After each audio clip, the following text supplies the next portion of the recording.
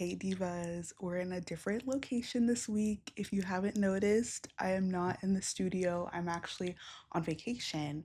And being the interesting person I am, I decided we're not going to clock out. Like, we're going to keep recording. And so I wanted to do this special episode because I don't get to travel very often to different countries. So I'm very grateful to be here. I'm currently in Barcelona, Spain with my family, and I had a little bit of downtime. So I wanted to record this episode because this month I am turning 25, which is insane. We can get all into that in this podcast, but before we begin, welcome back to andsoph podcast. I'm your host, Sophie Wade, and this is my podcast for ordinary people with extraordinary impact. And for those who do not know who I am, if you're new, hi, thank you for joining. I am from LA and I'm a creative. I always say this, that it's just like so unique what I want to pursue. Like, I don't think I know anyone else who wants to like be in the entertainment industry. Like, it's very rare out here in LA. So, and I have a deep passion for making others feel seen and understood through the stories that they tell that are very authentic. And so that's why I wanted to bring this podcast to life. And a lot of my podcast is about especially focusing on people in their 20s. And now that I am 25 and my brain is officially developed, I thought I would share 25 things I've learned. I know that sounds like a lot. You know, if you want to grab your notebook, feel free. If you want to grab a snack, like pause, like mentally prepare. But we're going to try to make this cute, quick, and concise as well, and just offer some things that I truly wish I knew before turning 25, and are all things I had to learn along the way. So I don't have the secret Krabby Patty formula to getting through your 20s because I'm only halfway through. Like, it's a miracle that we're here. But there's just some things that I've learned that I'm like, I wish someone told me this. So I'm so excited to get into that. There's some things that I've shared on TikTok and on Instagram that I've learned, and things I've learned through therapy, things I've learned through real life experiences. So I'm so grateful for you being here too, and I really hope this is genuinely helpful. Okay, y'all. So first, we just have to address like what birthdays mean to me, because I feel like every time my birthday comes around, I'm always just like literally feeling so many emotions for what? And I think there's so many reasons because of this. I have my own, and I'm not going to put that on everybody because I feel like everyone's birthdays mean something different to them. Like, some people, they don't like celebrating their birthday, they don't like to make it a big deal because they just don't want to. Maybe nothing happened, they're just not a birthday person. A lot of people I've talked to have fallen in the category of like, they really care about their birthday and they really care about how other people act on their birthday and like how they treat it. I think that like part of the pressure on birthdays can be the fear of unmet expectations, the fear of people not caring as much about how much I care about my birthday because it comes once a year. It's like very special. And just wanting everyone to have fun and like being afraid that what you do to celebrate, like people are going to think it's boring or whatever, or like not cool. And there can be so much pressure on it to be perfect. And I noticed that when I was listening to these things, I'm like, this has to do with like other people more than myself. I'm like mainly thinking more about like, how are other people gonna experience my birthday? Like, is the celebration gonna be good enough for them versus like, how do I wanna celebrate another year of life? It can be hard because people are a big part of celebrating your birthday and like feeling loved, feeling seen, feeling valued. So when those people don't pull through in the ways that you would have expected, or some people don't, like, it makes sense that it can feel extra hurtful. I think what has helped me is that to remember like my birthday is meant to be special regardless of how other people treat it, regardless of who says happy birthday, who does not say happy birthday, who says I can come to your birthday, who says sorry can't come to your birthday. No matter who is like really loving my birthday party idea, no matter who is like, I would have personally liked to do something different. It is great to consider other people, but I don't have to make other people the center of my own birthday because everyone else gets a birthday too. That's why maybe it's not a crime to be like, what do I want to do for my birthday this year? I'm gonna consider other people if I actually want people to like make it, feel comfortable. I can't guarantee that you're gonna have like the best time of your life. Maybe this isn't your thing. Maybe you're not that close with everybody coming. Maybe it would be encouraging if you showed up still. And there's been so many times when I've been to parties and I have not wanted to show up because I looked at the invite list and I was like, I don't know anybody going, or maybe the activity didn't seem as intriguing to me, but maybe it's that person's favorite activity. And there has been times, so many times where I've just been like, I'm just gonna show up for this person. And then you end up like meeting people you unexpectedly really connect with. And sometimes you don't make a lot of connections with somebody, but somebody will remember that you showed up for them, And maybe it might seem little to you, but it might be really big for them. Or, maybe you literally can't make it to their birthday, but you find another way to like make them feel loved and seen on their birthday. I don't think we're gonna be perfect when it comes to birthdays. There's times where I've been like, dang, I didn't show up enough for this person for their birthday because I was just thinking about like my own wants and my own desires and everything and my own comfort. But sometimes you do have to sacrifice comfort to be a part of community and show people that you care. And it's all about finding what level that is, because sometimes you really can't show up, you really can't be there for somebody, but sometimes it's possible, more possible than we think, and it makes a bigger difference than we think. Your birthday might look different than last year based on like the friendships that you have now, the place in life you're in now. Like, there's so much that can come with that, so don't invalidate that. The less pressure you put on others to be able to be carry the special in the birthday, I think the more you will enjoy celebrating another year of life. Let's actually get into everything that I've learned at 25. I think, especially after experiencing this trip, I'm like, I want to travel around more to see, like, where is a place that I can move.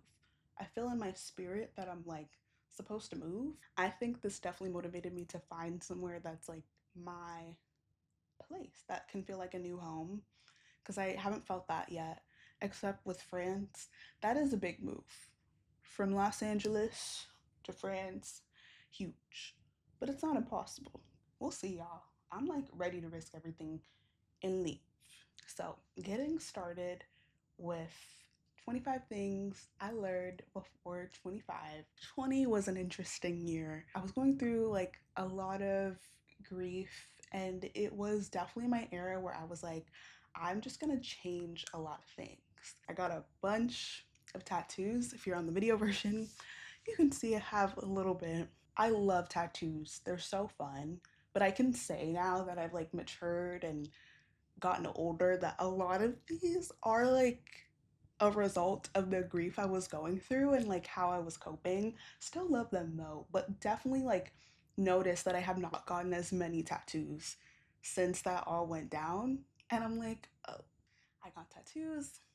I wore contacts for the first time. I started changing my hair, and my personality, I feel like it kind of changed too, low key. Like, everything was just changing.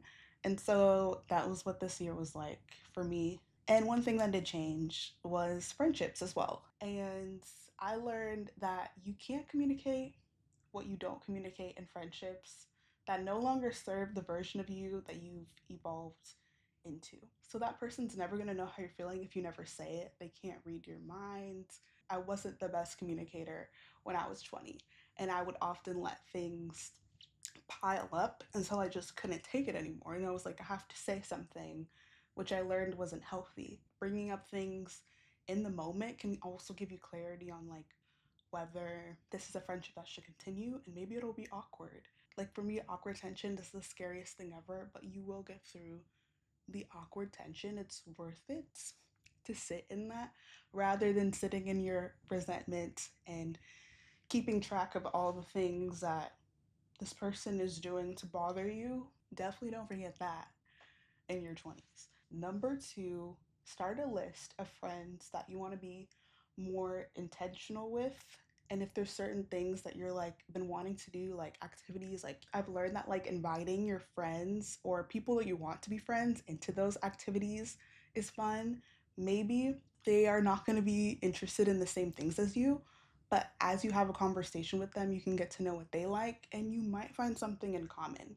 You would be surprised because we always say like we should hang out, we should catch up, but then we don't actually follow up. And sometimes we don't actually mean what we say. But if we mean what we say and we're like losing track of the people that we actually want to do that with because life is so busy, actually keeping a notes app list that you can go back to when you're like, oh, I want to do this thing, I want to hang out, I wonder who I should hang out with. Boom. Number three, there's always two sides to every story and conflict. I don't know if this is a hot take or unpopular opinion, but I feel like taking sides in friendship can get tricky. Sometimes one person genuinely needs to take more responsibility for what went down, but like I noticed that it's very important to hear both sides of the story if you're connected to both those people. So if you can hear the other side, hear that person out, make your own judgment based off of that. Number four, write letters to yourself while you're feeling good and you're in a great mood that you can go back to when you're not feeling good. And I would write to myself like as if I was my own friend, and I'd be like, "Hey, Sophie girl." And I know that sounds kind of delusional, but it did help me so much. Writing a letter to myself that I could read in the future when I was feeling down, I would go back multiple times. This is a quote I got from like one of my college classes from a guest speaker. His name is Jeff O, and he has helped with a lot of Marvel movies. And he said, "If I fail, at least I was myself." If you fail, if there's some people that like they don't really vibe with your personality as much, or you try a new thing and it doesn't work out, at least you were yourself. At least you were yourself, and at least you're living in your authentic self as you are trying these new things and failing, rather than trying to be something you're not. So we're now transitioning into the age of 21, and this era was really fun. Like if I could go back to any age in my 20s, I would want to be 21 again. And this one, it was giving more like love life things. I noticed I pulled a lot of these lessons from my notes. Lesson number 6, basically, don't ever feel obligated to like someone because they're nice or they're respectful or they have great character, but you don't actually like them or you don't actually feel attracted to them. You don't have to like everyone that's nice to you because that's just like part of human decency. That's how people are supposed to treat you. That's something that I will never forget. So, this next lesson for 21 is about boundaries because I feel like I was really in my boundaries bag when I was 21. And I learned that you do not have to grant relational access to you to people who have a pattern of being really unhealthy and not treating you well. I literally always felt bad for putting boundaries up because I was like, even though this makes sense, I felt like it was mean. I felt like I was doing too much, but people would show me again and again who they were, and I would just keep letting people like violate my emotional boundaries, and I'd be getting like irritated about it or sad about it, but I wouldn't do anything. So I'm like, I'm also playing a part in this unhealthy dynamic. That is something that was really important to me. Lesson number 8 is forced connections will never be as sweet as genuine connections. I wanted to be liked by everyone, even though it's not possible. Sometimes they're just not meant to be your friend, and that's okay. The one sided connections are not worth trying to push through to make it mutual. Like, if it's not like that, it's okay. But lesson number 9 is that some things are just a coincidence, and that's okay. You don't need to take everything as a sign. I love to take everything as a sign. And going back to love life, I remember like in, I can't remember what year it was, but sometime in college, Like, I used to have so many crushes on people. Like, it was so easy to have a crush. But in college, I was getting to know a lot of people very well. And so I was like, oh, I was liking all these people. I remember there was one guy where my friend, she told me about him and she was like, I think that you guys like might vibe, you might connect. I remember we both went to a Halloween party and we were both dressed up in the same costume and I thought it was fate. I was like, no, literally, like, it's fate. Like, we end up meeting or whatever. And then from there on, I'm like, wait, he's actually you. He's actually living up to what you said, girl. And then we end up going on a date. The date goes really well, at least in my head. I'm thinking it's good. Like, we're laughing, we're having a time, we're getting to know each other, and I'm not forcing the laughs. Like, I'm genuinely laughing. He seems like he's genuinely laughing. Like, we're having a grand old time. And then afterwards, it's not really growing into anything. That was like a coincidence that we happened to have the same costume. Like, maybe it was just meant to lead to a great date. And that was it. I just took that as a sign of like, oh my gosh, this is literally gonna work out. Perfect. But it didn't. But it taught me like not everything is a sign. If I really want something to happen, I'm only gonna look for the signs that confirm what I want to happen. If it's a sign that something shouldn't happen, I'm like, I don't think that was the sign. So that's why we just can't be taking everything as a sign. Lesson number 10 is getting advice from a bunch of different people about your love life. Like, too many people will genuinely leave you more confused than at peace. When the perspectives were different, like very different from each other, then I started getting confused. And then you have all these people asking you for updates. And then you have these awkward conversations where you tell someone, like, I didn't take your advice at all. Sorry. You're ultimately dealing with the choices that you make when it comes to your love life. So that's why I've learned that it's okay to not get a million different people's advice and it will give me more peace of mind.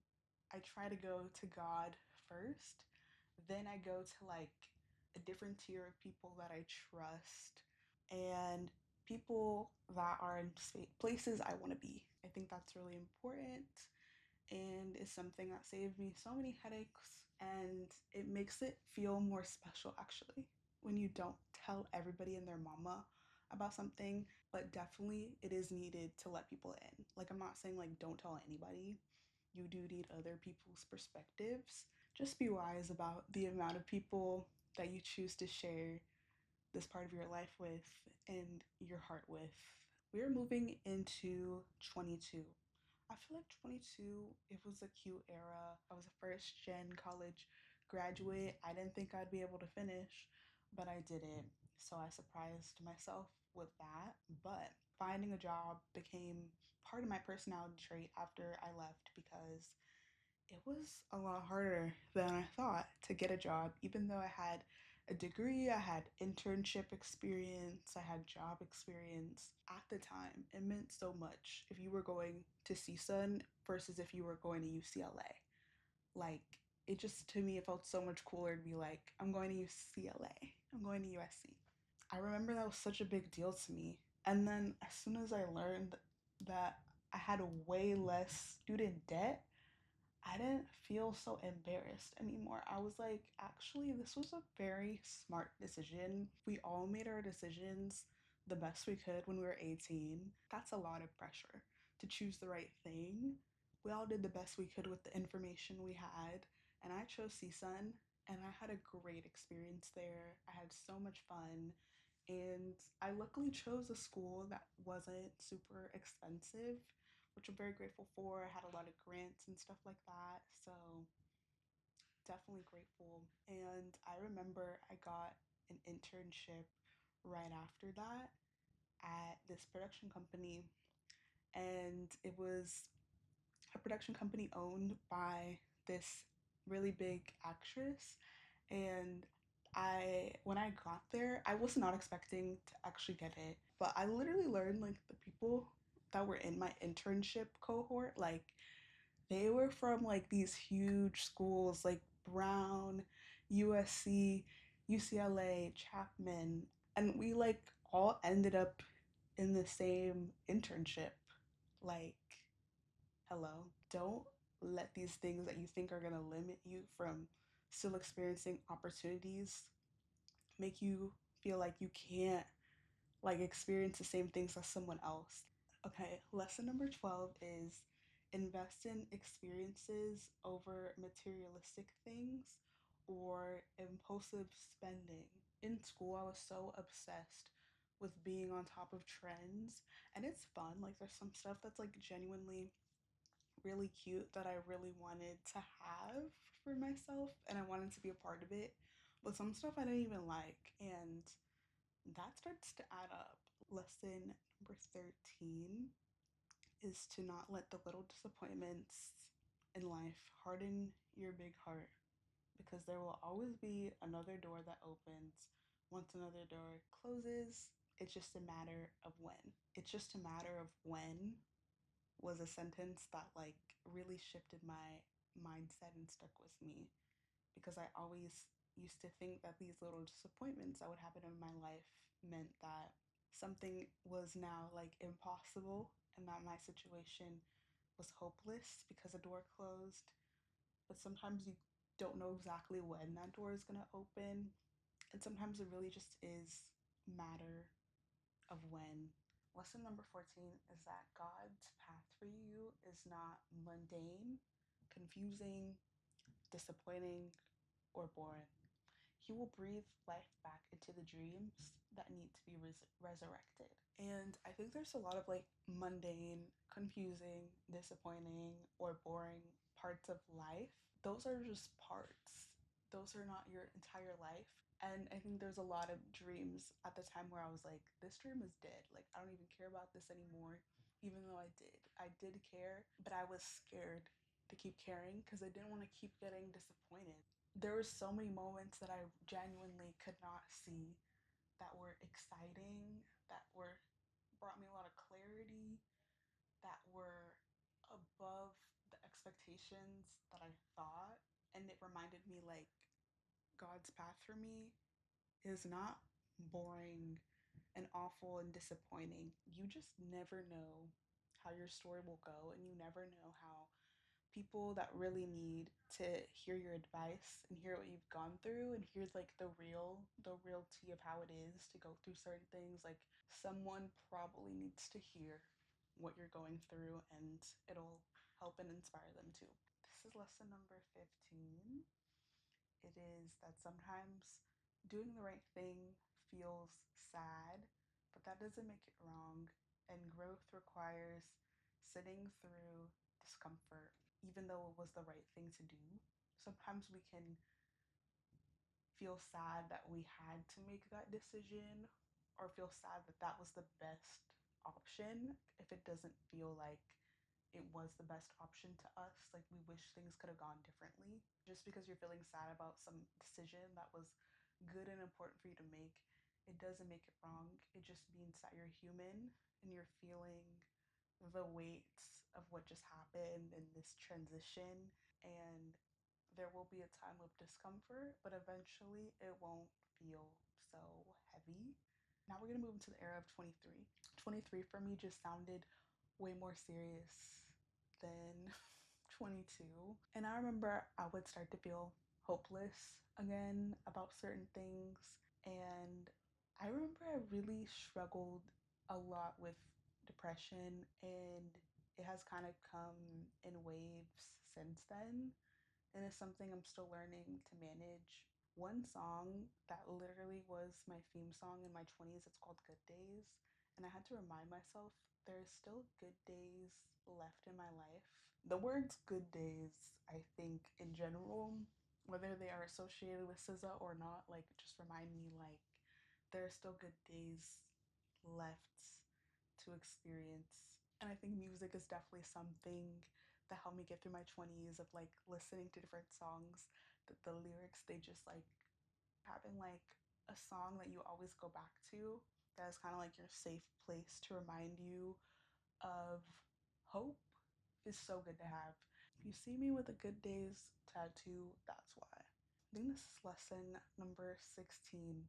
You are the biggest love of your life and friend. In my 20s, I experienced a lot of low self esteem, and I would put myself second often. And I would worry so much about if other people were okay, if other people were happy, if other people were having a good time.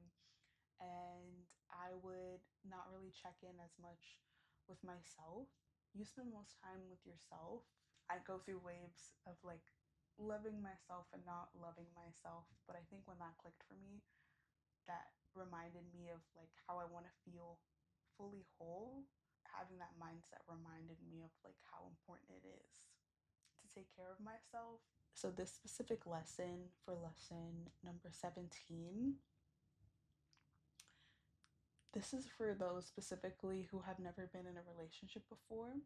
I made a list of everything that I'd done before being in a relationship. And when I made that list, I was like, this is crazy. Like, my life is already so full. It reminds me of how valuable it is. When they do come into my life, they're just going to be adding to the value. And it helps me to prioritize my standards and not let them just fall. And if I already feel like my life is very special and I've been able to experience a lot, like I would want to make sure that that person is very special as well.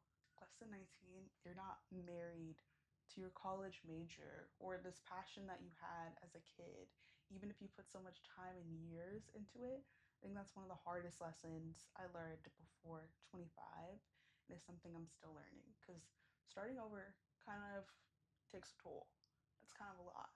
It's kind of confusing. And I think in the midst of those overwhelming feelings, I forget that I'm still young and this is normal, and that it's not completely normal to figure out your entire life at 18. Some people, they've been doing the same thing their entire life and they do not have any doubts about it. And some people, they change their majors multiple times in school. Some people, they change their job fields multiple times if they didn't go to school. You know, like we're still discovering so much about ourselves at this age, and it's normal to do so. And for me, this was a lesson I learned in therapy. My 20s loved to throw a plot twist at me. I would already see how things were gonna go, and I was like, this is gonna go exactly like this. I'm not looking forward to it. And there were so many things that I was surprised that I handled a lot differently than I did before because I learned a lot more. Because I had more information and more knowledge and more experience. So you'd be surprised at how you can handle different situations differently that maybe you have a history of not handling so well. But if you go into it with a game plan of like, this is how I would like to handle this is how I would like to see things, I think seeing that on paper is so helpful. Okay, now we're getting into 24, which is the most recent year. I feel like my calendar was always full of so many fun events and plans. I was a lot more consistent with this podcast. I met a lot of really cool people. Lesson number 21 is don't wait for someone to go with you to experience new things. I love a good solo side quest. If you want to go to a concert and there's nobody that is free to go with you or nobody that likes that artist as much as you, go. Literally go. I went to a solo concert, two solo concerts while I was 24, but I remember the first time I went completely by myself. It was for this band called Wasia Project. I ended up meeting this girl behind me that also came by herself and we sat next to each other. Like sometimes those situations are how you make friends. Like for real, like there's other people trying to go solo and do fun things too. And the next time I went, it was for this artist called Jordan Ward, and I was originally supposed to go with one of my friends and she couldn't make it anymore. And I remember as it was leading up to the concert, I was like, I don't even feel like going anymore because it's not gonna be fun going without somebody. I was like taking a picture in front of the sign and I needed like someone to take my picture. The nearest girls next to me, they look like nice people. So I said, can you guys please take a picture of me in front of the sign, like at the concert venue? And they were like, of course. We introduced each other And then I told them I came by myself, and they were like, this is perfect. Like, you can sit with us inside.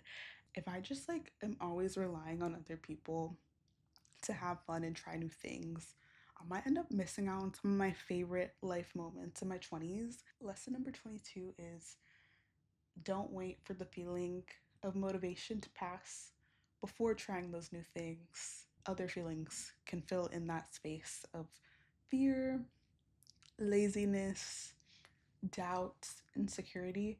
That happens to me all the time. And I learned this from my therapist that you have to like take steps in that wave of motivation.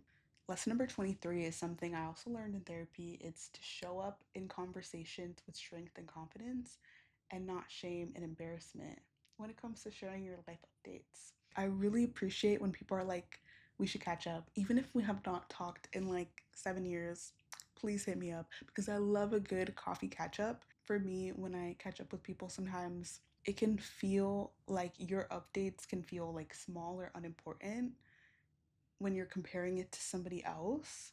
When it comes to your turn to share, sometimes you can downplay your life.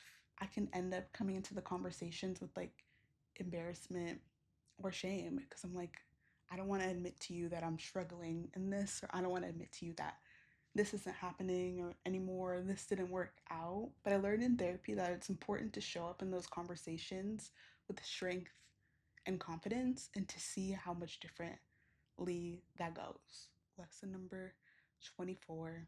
One of the biggest lessons I learned, also from my therapist, shout out, is that your personal brand matters. She taught me that personal brand means like how you show up in different spaces, how you consistently show up in different spaces, whether that's how you speak up for yourself, how you don't speak up for yourself, how you speak up for others, how you don't speak up for others, how you come across to people, how you treat people, how you respect people, how you don't respect people, how kind you are, how not kind you are, how understanding, how not. Like the list can go on, but your personal brand matters in the ways that you consistently show up. And I feel like as an introvert, it can be hard to show up consistently in certain spaces. And I feel like it is natural to sometimes hold back from showing people the premium personality package. But if I feel quieter in certain spaces, that doesn't mean that I have to completely stay in that. And if there's situations where I do need to speak up for myself, people will remember that. And lesson number 25 is you can honor the sadness you're feeling while still taking steps of action towards the future that you can't see. For me, I'm a crier. I will cry in coffee shops. I will cry at your house. I will cry at my house. I will cry in my car. And the times I feel most sad is when I can't see my future and I can't see how things are going to work out when they look like a complete mess in the present. And one of the hardest things I've had to do in my 20s is still take steps towards the future I can't see. Even if I feel like giving up on it, it's okay to be sad about things you miss, about things that aren't the same, while simultaneously still being like, I'm still gonna choose to show up for myself each day. That is hard, but it is important to not completely self sabotage the amazing things that are ahead for you. Don't ever invalidate those emotions because they're real and they need to be felt. They need to be felt as you keep going. We got through the list, guys. We got through the list. Take a deep breath, stretch, get your snack, go outside, take a walk. I just want to say that if you are in your 20s and you came across this video, or you're about to turn 25 and you're feeling kind of nervous, just know you're not alone in that boat at all. And I'm on a vacation right now, so I'm obviously like way more at peace, way more calm, chill, and like optimistic about life. But I can go back home and I can be in a complete different mood, just like reminded of like all the things I'm dealing with back home. I know that there's a lot of crazy up and downs that can happen in our 20s, And I'm realizing when I take a step back that it's actually so special to be in our 20s. It's so special to still be alive and getting to experience that. You are doing a lot better than you think you are, genuinely doing so much better than you think you are doing. And you still being here today is evidence.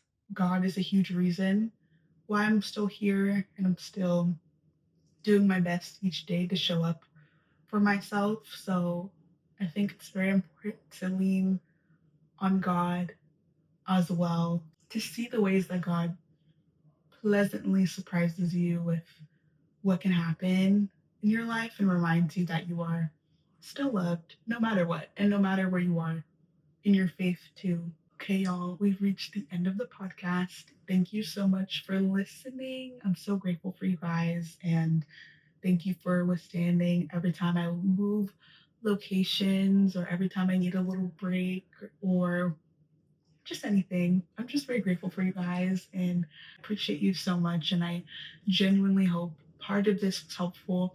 If you don't remember anything, that's okay, because I don't think I remembered everything I said either. But I hope there was something that stuck out and resonated with you that hopefully will be helpful going through your 20s. But so grateful for all of the listeners that tuned in on YouTube and Spotify and Apple Podcast. I really love and appreciate you.